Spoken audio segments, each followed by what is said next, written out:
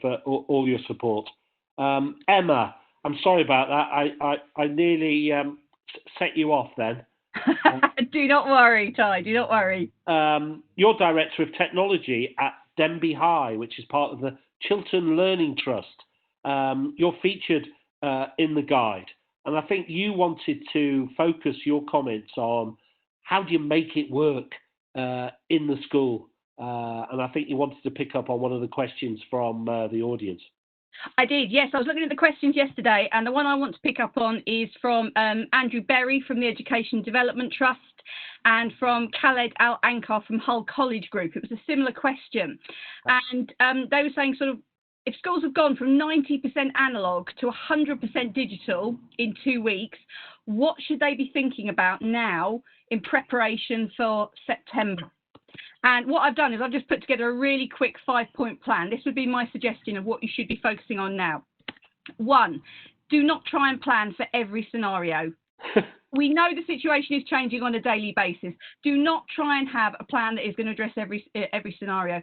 We sat down in a curriculum group meeting the other day. We said our rule for teachers is going to be the same across the board.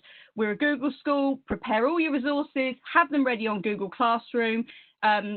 Signpost your homework from Google Classroom. If you're teaching in the classroom, fantastic. If you are teaching remotely, you've also got that covered. As a member of staff, you're not then having to sort of prepare umpteen different resources for umpteen different scenarios.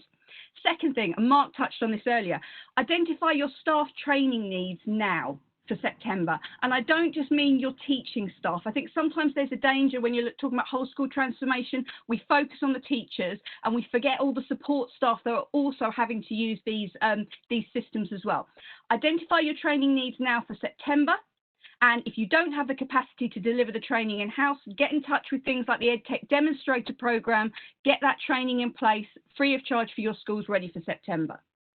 Third thing, find out what issues the pupils have been having. There's huge conversation at the moment around digital divide. Do you know the access issues your pupils have been having at home? What's worked with the online learning? What hasn't worked? And how can you refine things for September to address that?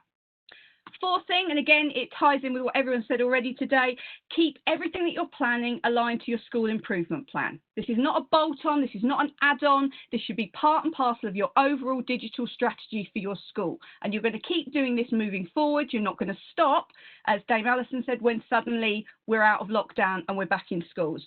And finally, my last bit of advice would be, please, please, please don't expect it to be perfect overnight. It has taken us 7 years to get to where we are with Denby. Other schools are at different points on their journey. It is okay to make mistakes. You are not going to break the internet, and be willing to have some of that measured innovation and to learn from your mistakes. And those would be my 5-point guide for September.